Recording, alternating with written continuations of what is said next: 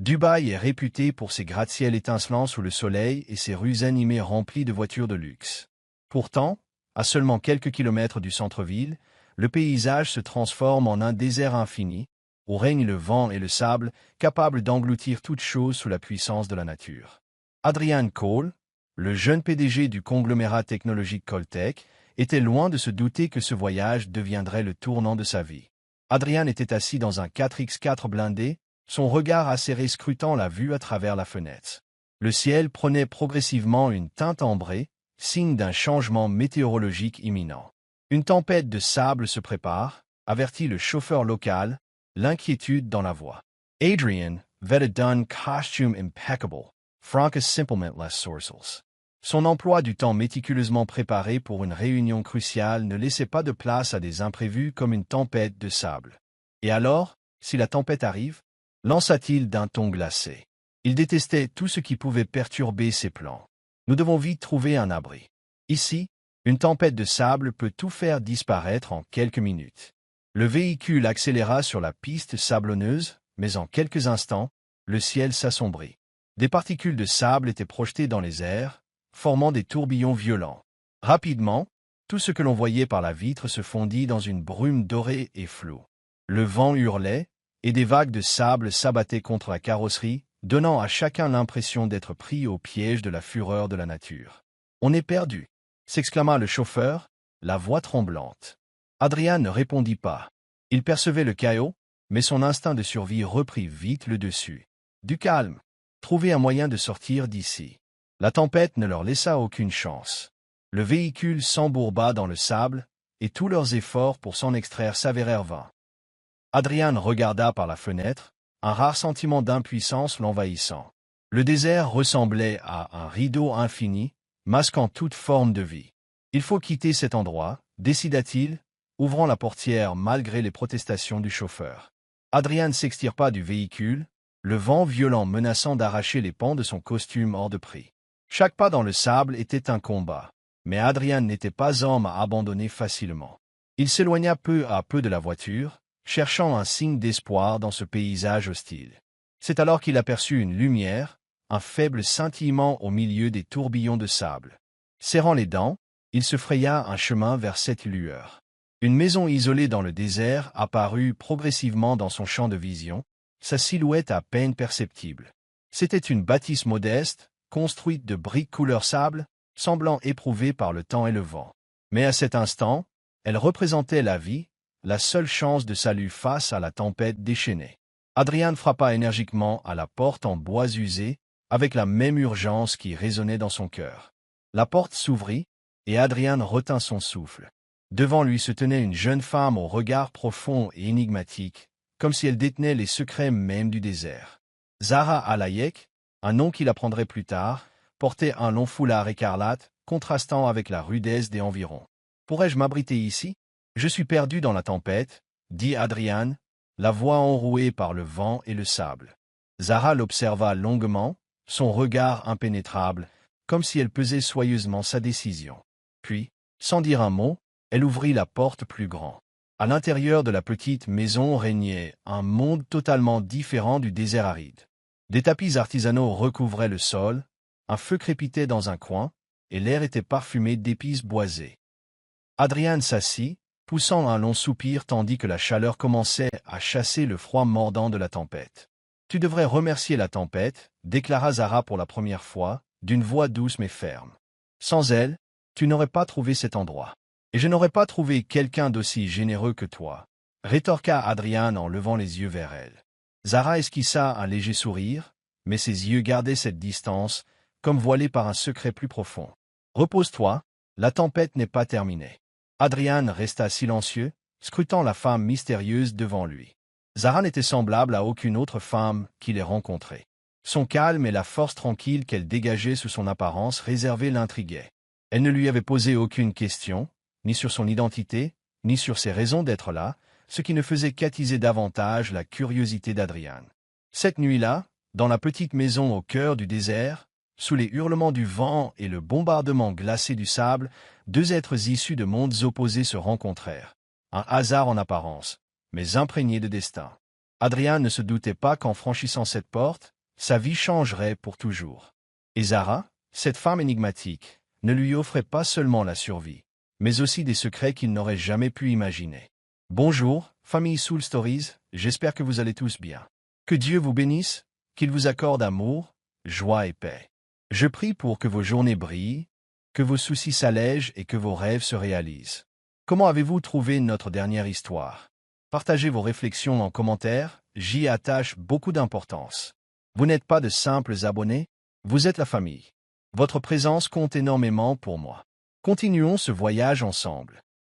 À l'intérieur de la petite maison nichée au cœur du désert, le feu dans l'âtre brûlait d'une flamme stable, répandant une douce clarté dans le calme ambiant. Adrien était assis sur une chaise en bois rudimentaire, son regard attentif parcourant la pièce. L'endroit se résumait à l'essentiel, une table ancienne, une petite bibliothèque où s'alignaient quelques livres usés et des tapis artisanaux soigneusement tissés. La demeure de Zara, bien que modeste, respirait une certaine élégance, un mélange fascinant qui éveillait la curiosité d'Adrien quant à la propriétaire des lieux. Zara s'affairait près de l'âtre, préparant une tasse de thé de gestes lents et délicats. Sa tranquillité troublait quelque peu Adrien, habitué à ce qu'on l'accueille avec admiration ou respect. Ici, on le traitait avec une indifférence presque blasée, et sa fierté en souffrait. « Tu vis seul, ici ?» demanda Adrien, d'une voix grave et autoritaire. Zara se retourna pour lui faire face, plongeant ses yeux dans les siens, sans crainte ni hésitation.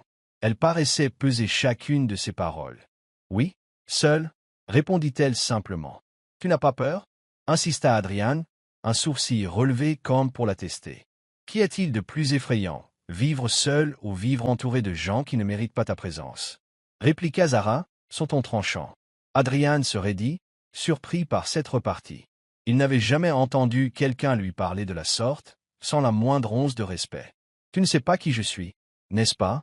demanda Adrien, un sourire narquois effleurant ses lèvres. Il avait l'habitude que l'on reconnaisse son nom et sa réputation, mais Zara était différente. « Je n'ai pas besoin de le savoir, » rétorqua-t-elle aussitôt, ignorant la pointe d'arrogance dans son expression. « Ta renommée ou ta fortune ne signifie rien ici. Dans ce désert, tu n'es qu'un homme perdu qui a besoin d'aide. » Adrien eut l'impression de recevoir un coup imprévu. Pour la première fois depuis des années, il se sentait minuscule et désemparé. Mais en même temps, la réponse de Zara le poussait à en apprendre davantage sur elle. La discussion ne s'arrêta pas là. Zara apporta à Adrien une tasse de thé chaud, et ils s'installèrent face à face, près du feu. Les flammes, dansantes, dessinaient sur leurs visages des ombres vacillantes qui réchauffaient l'atmosphère tout en y insufflant une légère tension. « Pourquoi quelqu'un comme toi a-t-il choisi de vivre ici, en plein désert? Tu ne ressens pas la solitude ?» demanda Adrien, son ton se faisant plus doux, teinté de curiosité sincère. Zara eut un petit rire, le regard posé sur la flamme. « Qu'est-ce que la solitude? Parfois, je me dis que d'être entouré de gens qui ne te comprennent pas, c'est la vraie solitude. Ici, je suis libre. Le désert ne juge pas, il ne réclame rien. » Adrien garda le silence. Il ne pouvait nier que les mots de Zara réveillaient en lui quelque chose de profond, longtemps enfoui. En tant que puissant PDG, il était constamment entouré de personnes cherchant ses faveurs, mais aucune ne le connaissait vraiment. La solitude décrite par Zara lui était étrangement familière. « Et toi, Adrien Cole ?» reprit Zara, la voix posée mais pleine de gravité. « Un homme comme toi, qui possède tout, pourquoi te retrouves-tu au milieu d'une tempête de sable ?» Adrien la regarda, décontenancé. « Le travail, finit-il par répondre brièvement. « Je suis venu pour une réunion importante. » « Si importante que tu risques ta vie ?» Zara arqua un sourcil, une pointe de sarcasme dans la voix. Adrien laissa échapper un rire amer. « Dans mon univers, si tu ne cours pas sans cesse, tu es vite dépassé. Je n'ai pas le choix. Peut-être que le problème n'est pas le monde dans lequel tu vis, mais la façon dont tu choisis d'y vivre, » murmura Zara. Après un moment, Zara remarqua qu'Adrien avait du mal à bouger. Son attention se porta sur une éraflure à son bras, où le sang séché formait une tache rougeâtre sur la blancheur immaculée de sa chemise. « Tu es blessé ?» dit-elle, son ton reflétant un sens du devoir. « Laisse-moi voir. » Adrien hésita, puis la laissa examiner sa plaie. Elle sortit une petite trousse de premiers soins, nettoya et banda la blessure avec soin. Adrian la regardait faire, empli de pensées contradictoires. Il n'avait pas l'habitude de se laisser aider, mais la douceur de Zara lui procura un réconfort insoupçonné. « Tu fais ça très bien », observa Adrian pour rompre le silence. « On dirait que tu es médecin. »« Pas tout à fait », répondit Zara avec un sourire. « Mais j'ai appris à me débrouiller seul. Dans le désert, si tu ne connais pas les bases, tu ne survis pas longtemps. »« Tu es plus forte que je ne le pensais », admit Adrian. Zara leva les yeux vers lui, dans lesquels brillait une lueur intriguée. « Parce que je n'ai pas le choix. Nous devons tous trouver notre propre moyen de survivre. » La nuit tomba, révélant un ciel désertique d'une splendeur incomparable. Des milliers d'étoiles scintillaient dans l'immense voûte sombre, procurant un sentiment de paix unique. Zara invita Adrian à sortir pour profiter de cette quiétude que seule la nuit du désert peut offrir. « C'est tellement différent, ici », soupira Adrian, laissant pour la première fois s'évaporer la tension intérieure qui ne le quittait jamais. « Plus paisible que partout ailleurs où tu es allé ?» Zara sourit. Le désert pousse les gens à se remettre en question. Ils s'installèrent côte à côte sur un tapis posé sur le sable, l'espace entre eux semblant se réduire au fil des minutes. Adrian parla de sa vie trépidante, des pressions, des décisions colossales qu'il devait prendre chaque jour, et même des pertes qu'il avait toujours gardées secrètes. Zara l'écoutait sans juger, se contentant d'être là, complice de la quiétude nocturne. En échange, Zara raconta sa propre histoire, celle de la perte de sa famille suite à l'effondrement économique et des années passées à apprendre à se débrouiller seul dans ce désert impitoyable. Son récit permit à Adrian de comprendre que derrière cette carapace se cachait un cœur profondément meurtri. Dans le silence du désert, sous le scintillement des étoiles, un lien informulé naquit entre eux. Ni Adrian ni Zara n'en parlèrent, mais ils le ressentirent tous deux, quelque chose de pur et profondément humain. En rentrant dans la petite maison, Adrian ne pouvait cesser de penser à cette femme énigmatique qui, l'espace d'un instant, lui avait fait oublier ses calculs habituels. Zara, avec sa force et son authenticité, ne l'avait pas seulement sauvé de la tempête, elle avait réveillé en lui une part de lui-même qu'il croyait éteinte. Cette nuit-là, dans l'immensité du désert, deux âmes égarées se retrouvèrent, le temps bref d'un instant chargé de destin. Le soleil matinal filtrait à travers les interstices de la fenêtre, inondant la pièce d'une douce lumière. Adrian se réveilla, ressentant ce calme ambiant, mais aussi une légère tension dans son cœur. Il pressentait que Zara Alayek, la femme qu'il avait sauvée, n'était pas une simple inconnue vivant dans le désert. Zara était sortie tôt, laissant Adrian seul. Dans l'attente de son retour, il examina plus attentivement la maison. Le mobilier, à la fois sobre et raffiné, reflétait la nature minutieuse de son occupante. Mais ce qui attira principalement son attention fut un tiroir, à demi verrouillé, près de la bibliothèque. Piqué par la curiosité, Adrian l'ouvrit. À l'intérieur, il trouva une vieille photographie et une liasse de documents jaunis. Sur la photo, Zara apparaissait plus jeune et rayonnante, entourée de ses parents, un homme à l'air imposant et une femme au regard doux. Au bas de l'image, on pouvait lire « Famille Alayek, 2014 ». Immédiatement, Adrian reconnut ce nom, Alayek. Il s'agissait de l'un des plus grands conglomérats du Moyen-Orient, souvent cité dans les rapports d'affaires comme un symbole de réussite. Pourtant, il y a quelques années, ce nom avait disparu après une faillite spectaculaire. Les documents comprenaient des états financiers et des coupures de presse sur l'effondrement du groupe Alayek. L'un des titres était saisissant, « Catastrophe économique ». Alayek Group racheté par une multinationale technologique. Adrian fronça les sourcils en lisant. Les dossiers indiquaient qu'Alayek avait été victime d'une OPA hostile, offre publique d'achat, par une entreprise étrangère. La famille avait tout perdu, ce qui entraîna l'effondrement de milliers d'emplois dans la région. Un sentiment familier envahit Adrian au fil de sa lecture, comme s'il avait déjà croisé ces informations dans les rapports internes de Coltech. Lorsque Zara revint, Adrian était assis, silencieux, tenant les documents entre ses mains. En entrant, elle remarqua tout de suite le tiroir ouvert. « Qu'est-ce que tu fais ?» demanda Zara, la voix sèche, manifestement irritée de voir Adrian fouiller dans ses affaires. Adrian se leva, brandissant la photographie. « Zara, qui es-tu vraiment? Et pourquoi ta famille est-elle liée au groupe Alayek ?» Zara s'immobilisa, son regard trahissant un instant de vulnérabilité avant de se durcir. Elle s'approcha, reprit la photo, puis poussa un long soupir. « Puis tu as découvert ça ?» Je ne vais plus me cacher, dit-elle, la voix lourde, chaque mot semblant la blesser.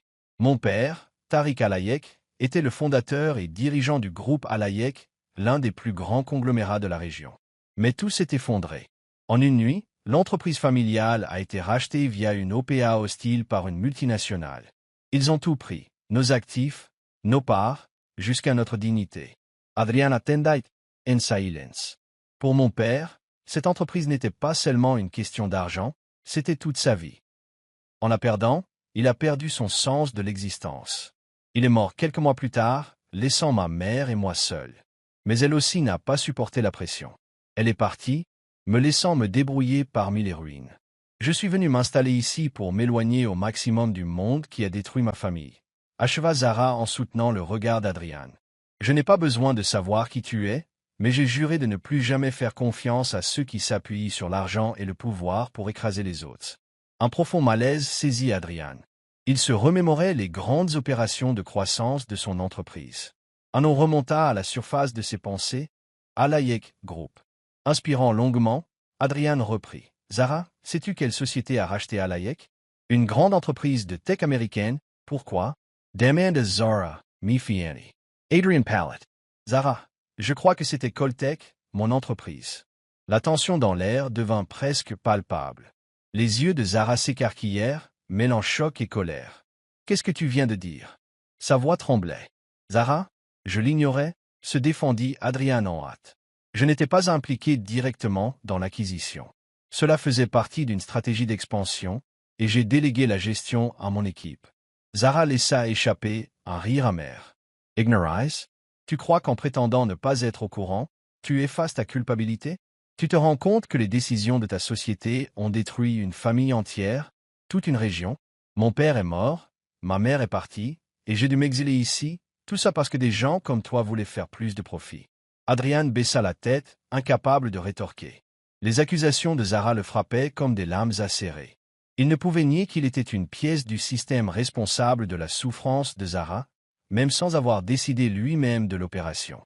Zara, je suis désolé, dit-il d'une voix étranglée par la culpabilité. Si j'avais su, je ne l'aurais pas permis.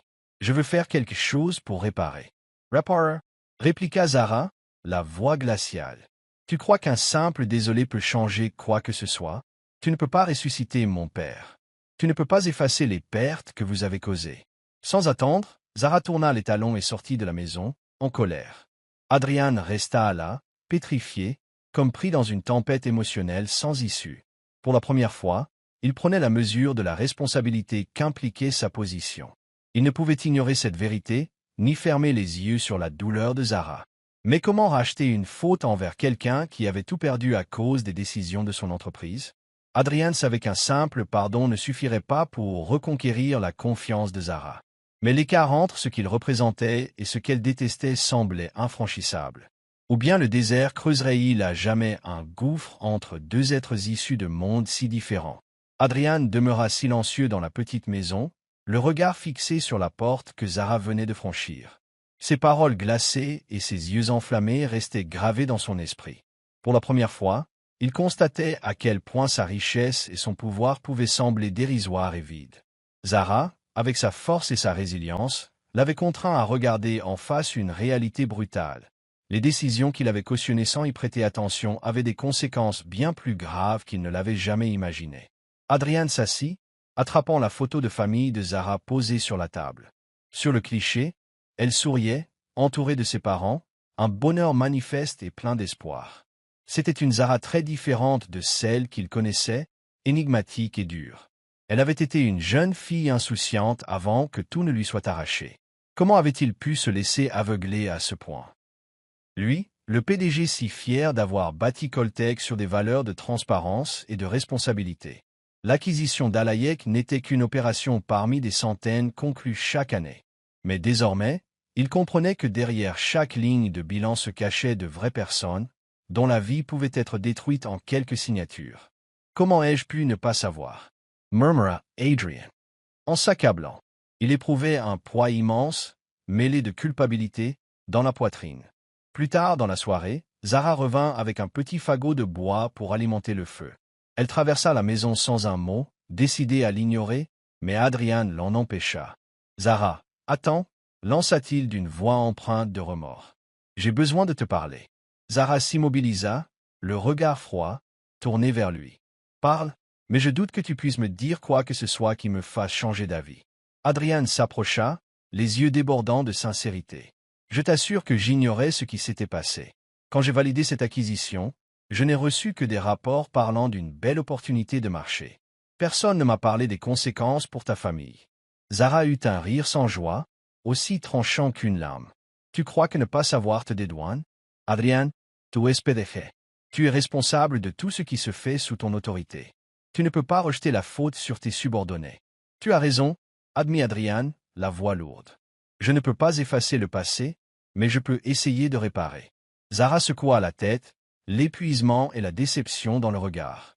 Tu pourras peut-être me dédommager, moi, mais mon père, lui, tu ne le ramèneras pas. Et que dire des milliers d'autres familles brisées par tes décisions? Tu ne peux pas faire comme si rien ne s'était passé. Ne viens pas me dire que tu vas tout arranger, parce que rien ne peut réparer ce qui est détruit. Chaque mot de Zara résonnait en Adrian comme un coup de marteau, le renvoyant à la réalité crue de son rôle dans ce drame. Il restait debout, sous le poids de la culpabilité, confronté à l'ampleur des dégâts qu'il avait causés. Malgré tout, face à la colère de Zara, il sentait grandir en lui une détermination à agir, à prouver que les actes pouvaient être plus forts que les paroles, même devant l'irréparable.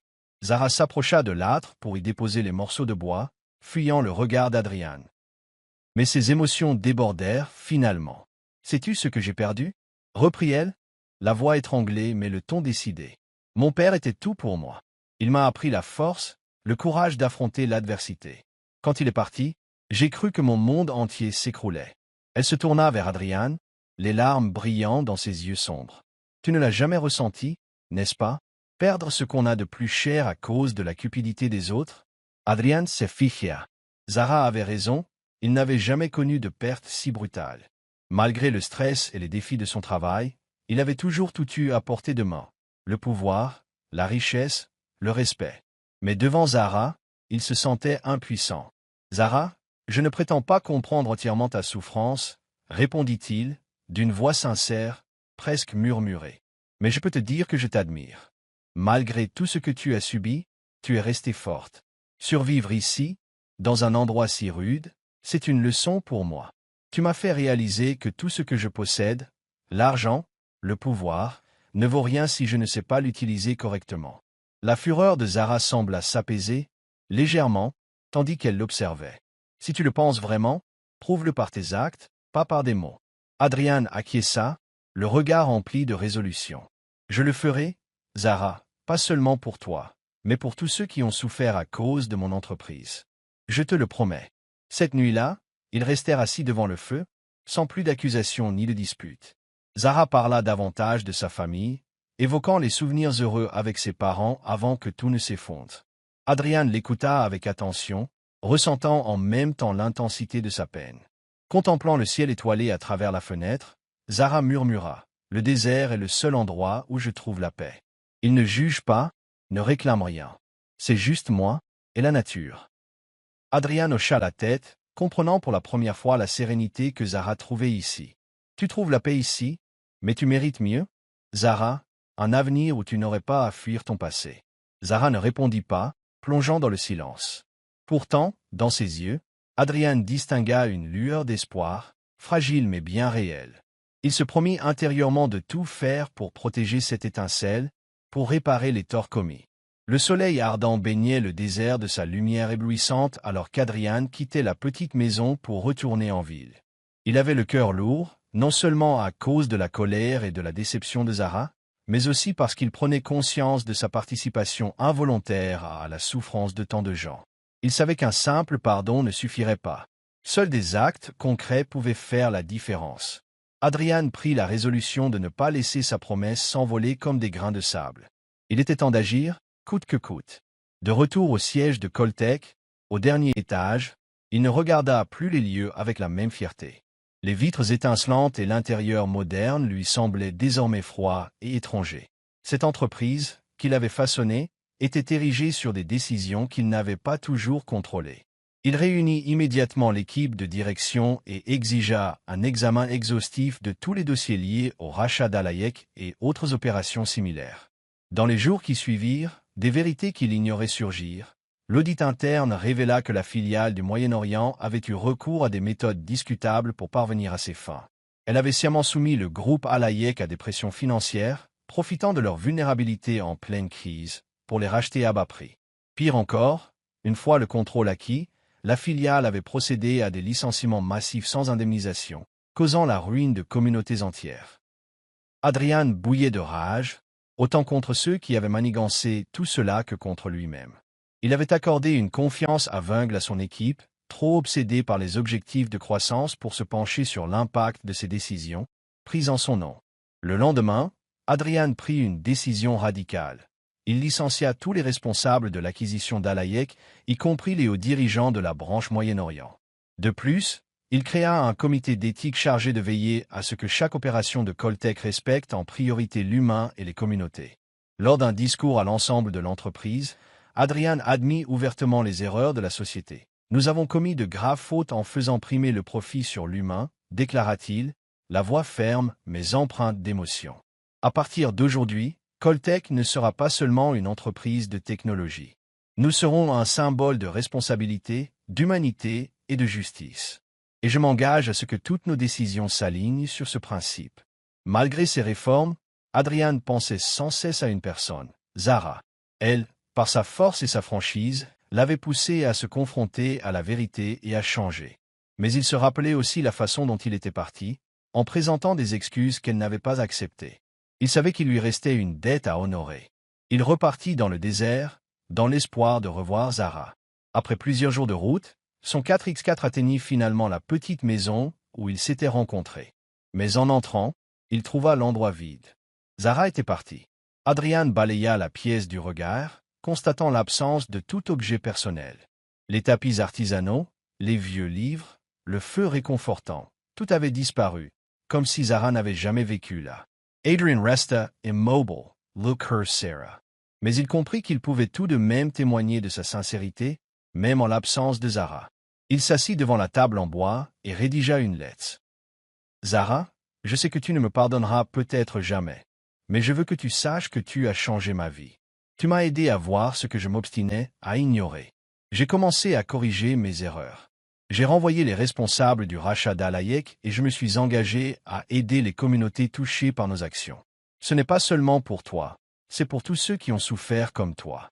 Mais sans toi, je ne l'aurais jamais réalisé. J'espère qu'un jour, lorsque j'aurai vraiment fait quelque chose de bien, tu verras que ton sacrifice n'a pas été vain. Si tu as besoin de moi, où que tu sois, je serai là. Adrian, ***, puis Adrian quitta la maison, non sans avoir contacté au préalable des ONG locales, à qui il promit des financements pour aider à la reconstruction dans les régions sinistrées par Coltech.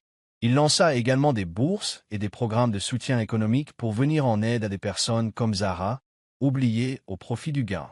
Alors qu'il repartait en 4x4, Adrian jeta un dernier coup d'œil dans le rétroviseur, le cœur lourd, ayant l'impression de laisser une partie de lui-même derrière lui. Pourtant, il emportait aussi une nouvelle forme d'espoir, celle de transformer son entreprise et de redonner une chance à ceux dont la vie avait été brisée. Même si Zara n'était plus là, Adrian savait que son voyage ne faisait que commencer. Il était déterminé à poursuivre son chemin, non seulement pour expier ses erreurs, mais aussi pour bâtir un meilleur avenir, un avenir dont Zara et d'autres comme elle pourraient un jour être fiers. Êtes-vous toujours avec nous? Partagez vos impressions sur l'histoire.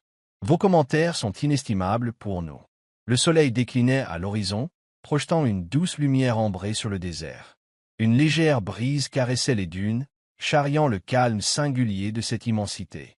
Zara revint à sa petite maison après plusieurs semaines passées auprès d'une communauté éloignée. Avec un sac de provisions sur l'épaule, elle entra dans la demeure, contente de retrouver ce cocon familier, mais sans se douter que tout avait changé. En posant son sac sur la table, elle aperçut un papier soigneusement plié, posé sur le bois.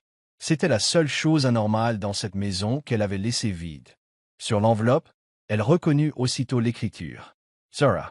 Elle ouvrit la lettre. En parcourant les premières lignes, sentit son cœur se serrer.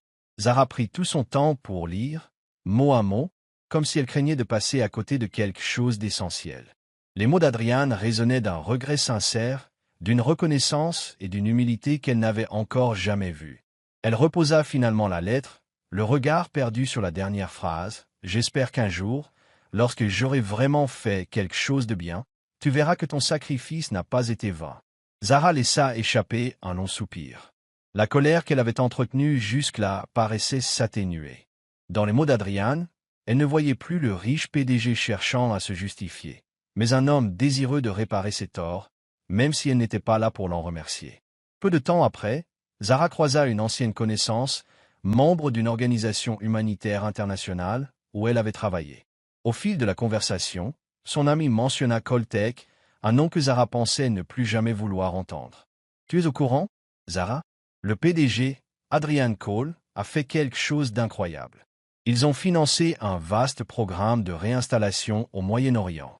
Il ne s'est pas contenté d'envoyer de l'argent, il s'est déplacé pour rencontrer lui-même les familles. On dirait qu'il tient vraiment à réparer les erreurs de son entreprise. » Zara resta interdite, ses yeux trahissant sa surprise. « Adrian s'est rendu là-bas en personne ?» demanda-t-elle, incrédule. « Oui, » confirma l'autre. « Il semble sincèrement engagé à changer la façon dont son entreprise fonctionne. » Ces mots firent naître en Zara un frémissement intérieur. Elle comprit qu'elle ne pouvait plus nier ce qui grandissait dans son cœur. Elle savait qu'il était temps d'affronter ses sentiments restés en suspens. La scène était posée pour la suite de l'histoire de Zara. Parviendrait-elle à concilier l'homme qu'Adrian avait été et celui qu'il devenait? Seul le temps et le courage pourraient répondre à cette question. 6 mois plus tard, la nouvelle de la transformation d'Adrian s'était répandue jusqu'aux recoins les plus reculés, y compris l'endroit où Zara vivait. Elle entendit à nouveau son nom lors du discours d'une association locale. L'image d'un PDG distant et froid laissait place à celle d'un homme motivé par l'authenticité et la volonté d'apporter du bien. Un jour, Zara reçut une invitation à un grand gala caritatif organisé par une ONG internationale, à Londres. En voyant le nom d'Adrian Cole figurer comme orateur principal, elle sut qu'elle devait y aller. L'événement se tenait dans un vaste théâtre, rempli de centaines de participants venus du monde entier.